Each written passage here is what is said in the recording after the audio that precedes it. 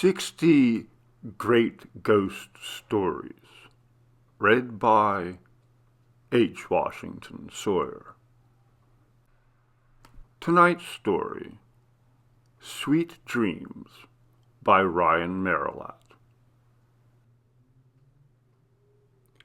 Finally, after a year-long trial, Thomas Mandel, also known as the ECS Killer, East Coast Smiling Killer, has been found guilty on 6 counts of murder. It has been a long and grueling experience for the victims' families, having to relive the gruesome details of these grisly murders committed by Mandel. Thomas Mandel, a 32-year-old man with greasy black hair, very age-defined face, wrinkles that almost appeared as scars, terrorized and evoked fear up and down the eastern seaboard, and had evaded local police and the FBI for years, leaving little occult-like trinkets wherever he murdered. He was finally apprehended in New Jersey when a policeman stopped at a local diner that Mandel happened to be eating at and noticed a smear of blood coming from the trunk of Mandel's car. After arresting Mandel, they discovered the body of a mechanic in the trunk of a car. The body was so mangled that only identifying marker of who he might be was the initials WD sewn onto his work shirt. During the trial, the prosecution brought forth evidence of Mandel's crimes, not only going into the gruesome nature as to which the murders took place, but brought forth notebook after notebook, photo albums, one after another, showing his voyeuristic exploits of the victims. The prosecution said, quote, as if he were a wild animal stalking his prey. All throughout the trial, Thomas Mandel became known for his continuous, creepy, crooked smile, a smile that started from the bottom of his face and curved up only on the right side of his face. The defense had continuously argued that his facial deformities would give the jury an unfair view of his client. Judge Gimes, who oversaw the case, decided to rule the trial as a bench trial, meaning no jury.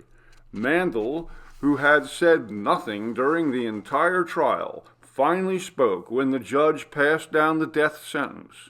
With his crooked smile gleaming even more than normal, he said, "You fools sit and judge everyone who can see, when you are the truly blind. Your so-called judgment will mean nothing, and in the end, no one will ever have peace." The bailiff immediately removed Mandel from the courtroom, Mandel never breaking eye contact with the judge, and his crooked smile never ending. Hopefully, once Thomas Mandel meets his day of execution, the victims' families will finally have some justice and some peace. This is Kelly Williams, Channel 5 News. John Deegan sat in his kitchen eating his morning bowl of Cheerios, occasionally sipping his coffee and finishing his daily dose of morning news.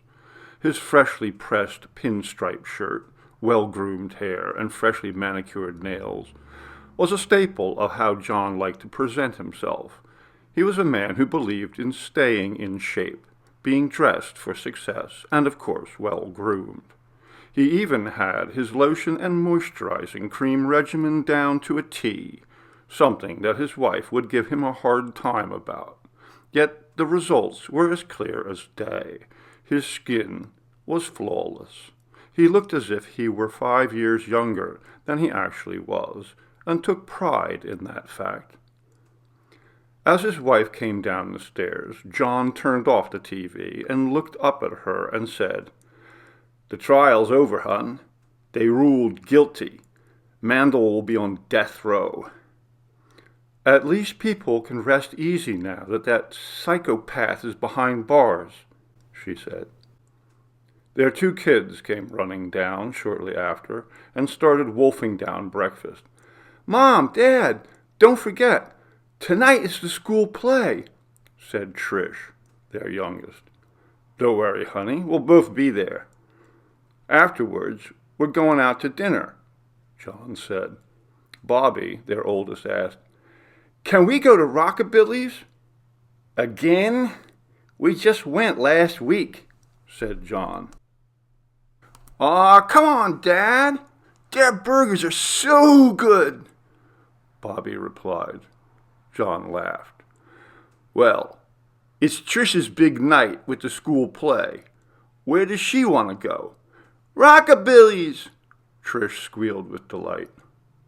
Oh, all right, Rockabilly's it is. I gotta get you kids a little more adventurous about food.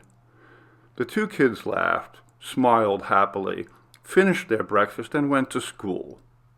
John Deegan, father of two, with a beautiful wife, Jane, former model, who now headed her own modeling agency, was living the kind of life that he had dreamed of. John was a good man who grew up in a very poor home, his father an abusive alcoholic who left him and his mother when he was 13.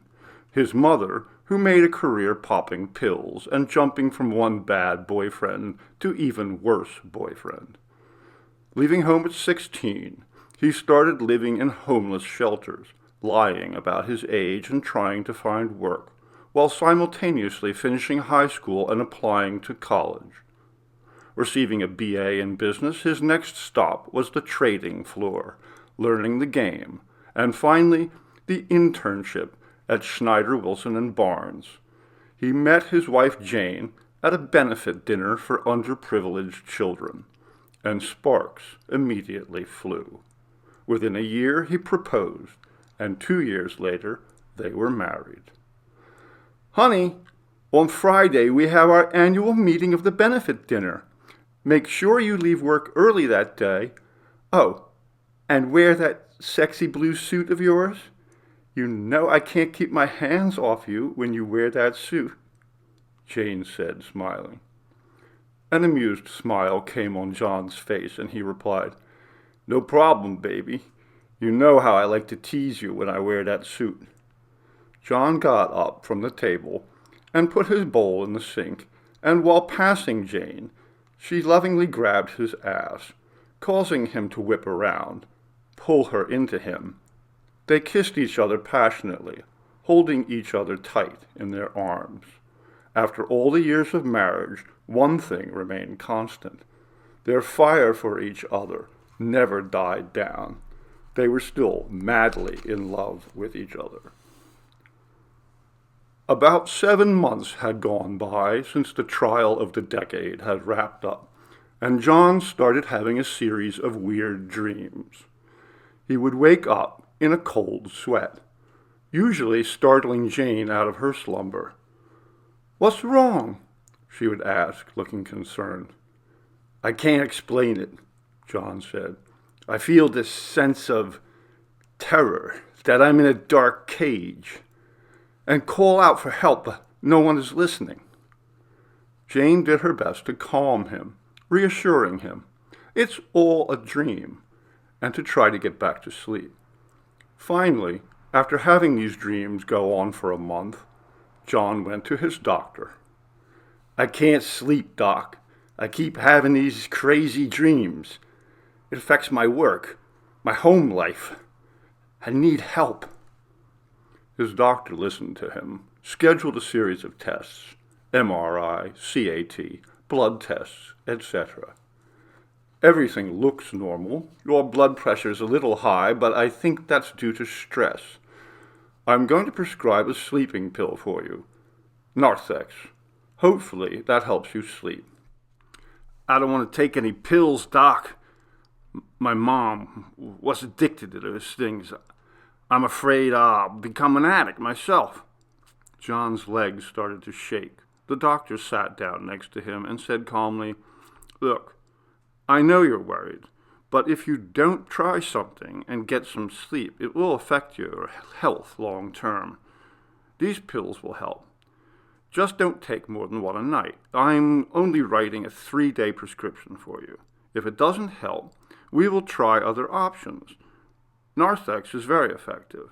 I have other patients with far worse sleep disorders than you that fall into a deep sleep when taking these. I really think that these can and will help. Okay, Doc. John said hesitantly. "I guess I'll give it a shot. I gotta try something." After filling his prescription, John headed back to the office to finish up work for the day. The kids were at his wife's parents' house for the night. It was date night, and John had been looking forward to this night for a long time. They had reservation at the hottest new restaurant in town, and on the plus side, this would be something that would help to take his mind off his stressful and sleepless nights.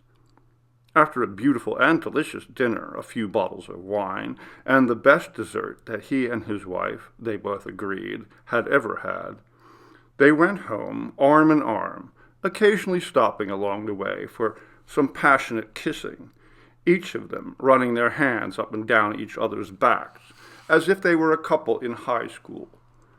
When they got home, they could barely get through the front door without starting to try to remove each other's clothes, stumbling in the dark on their way to the bedroom. After having great sex, something both definitely needed, they shared a cigarette, a guilty pleasure of theirs, going back to when they first started dating. Before bed, John took his sleeping pill, laid in bed while staring into Jane's eyes. Smiling, caressing her face, slowly drifted off to sleep. "Wake up! Off your racks! Let's go, convicts! Rise and fucking shine!"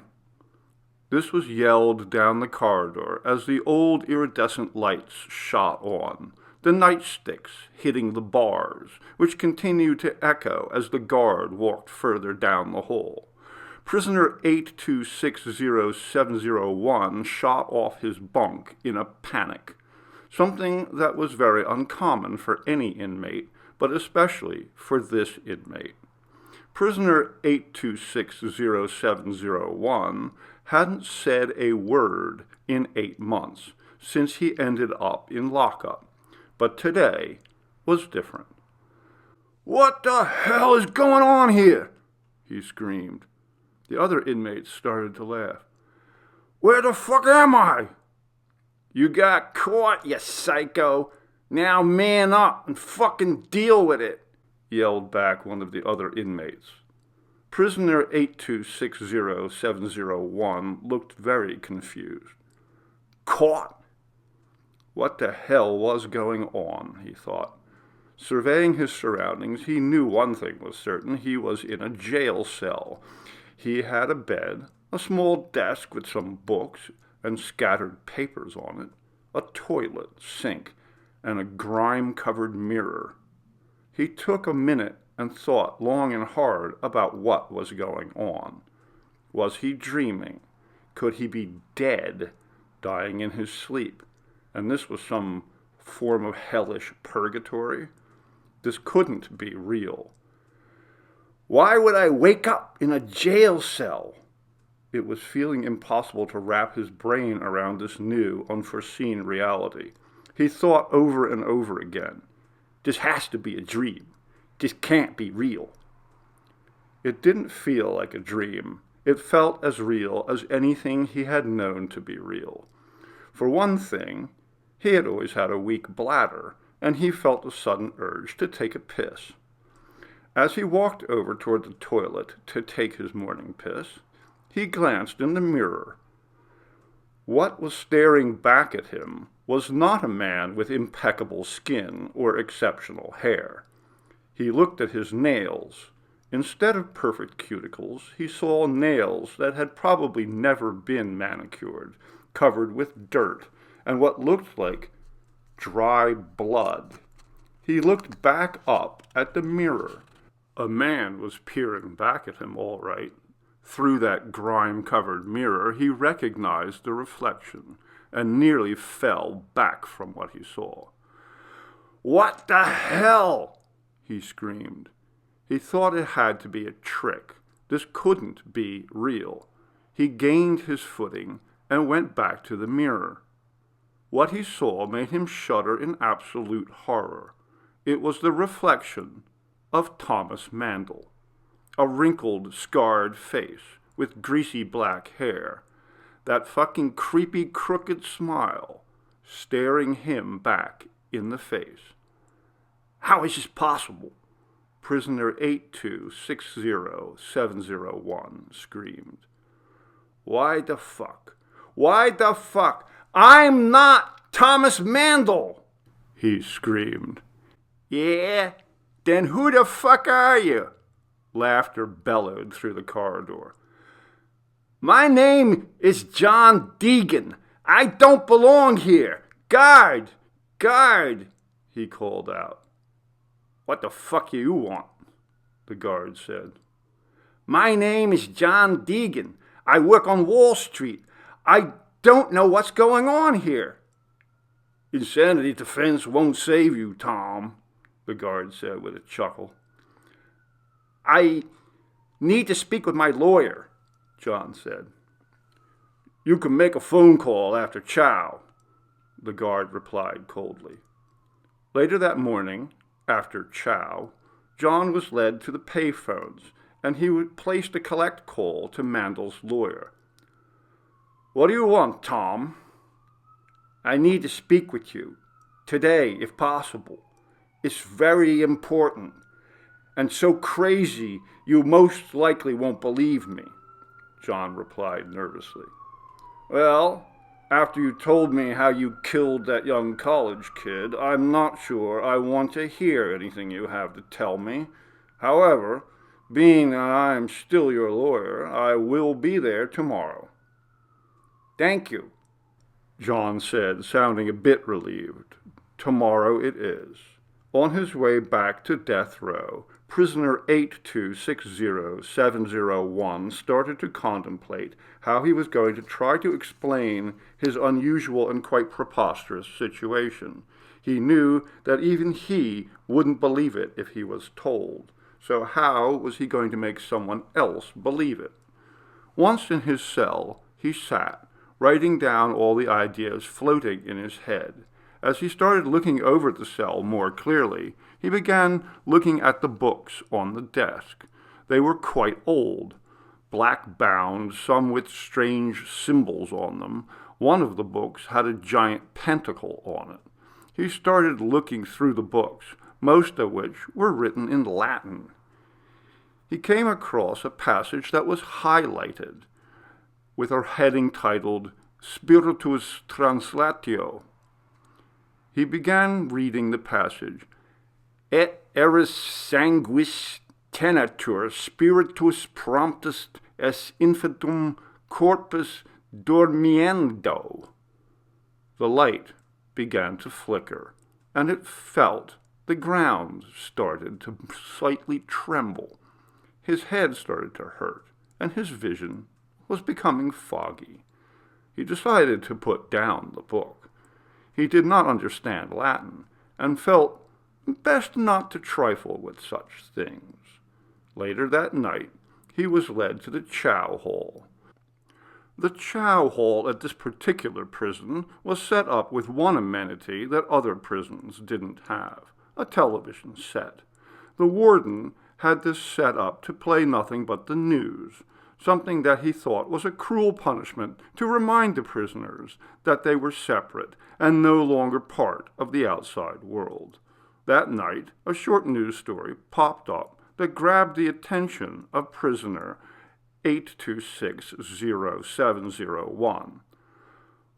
Multiple people all over the country are slipping into mysterious comas, possibly linked to a bad batch of the sleep aid Narthex that appeared on the market.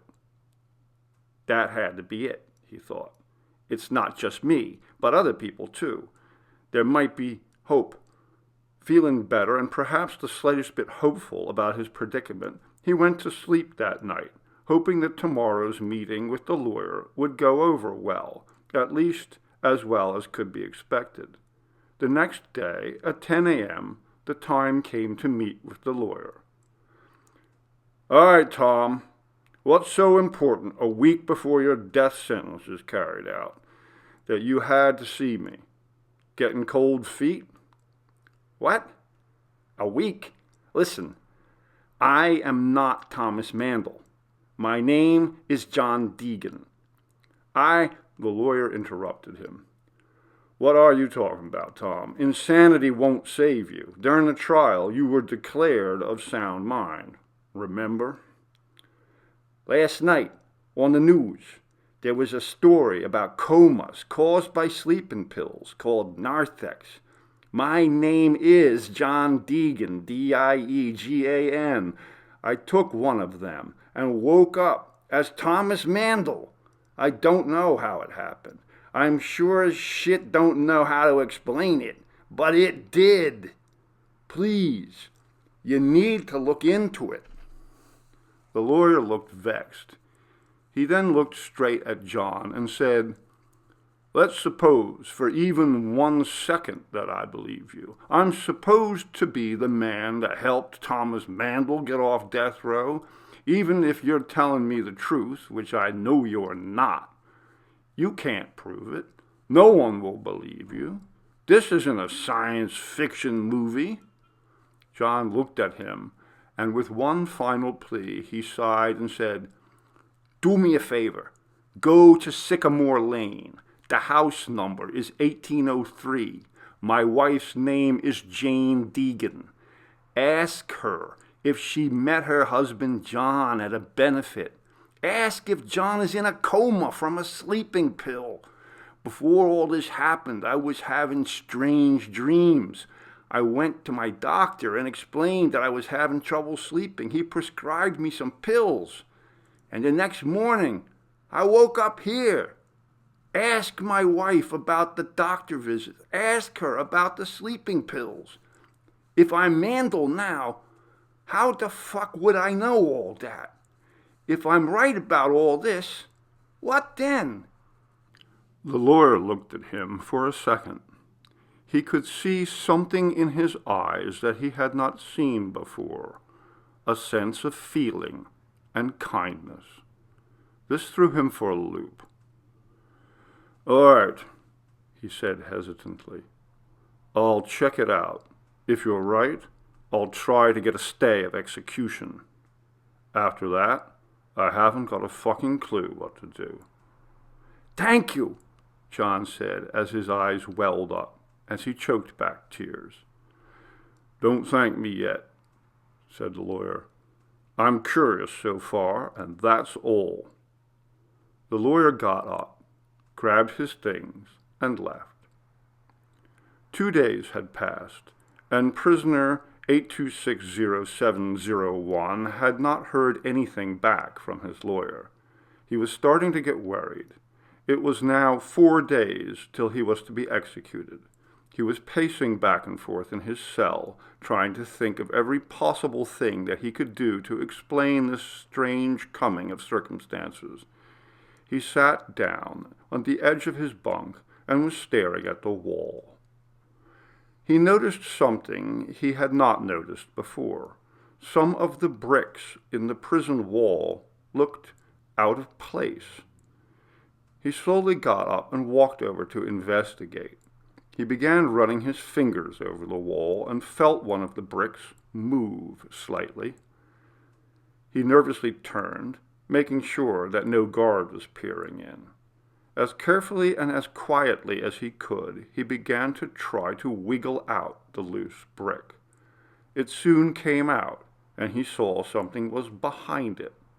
It was a small book, leather-bound, with menacing eyes and half a smile, a crooked smile carved into it.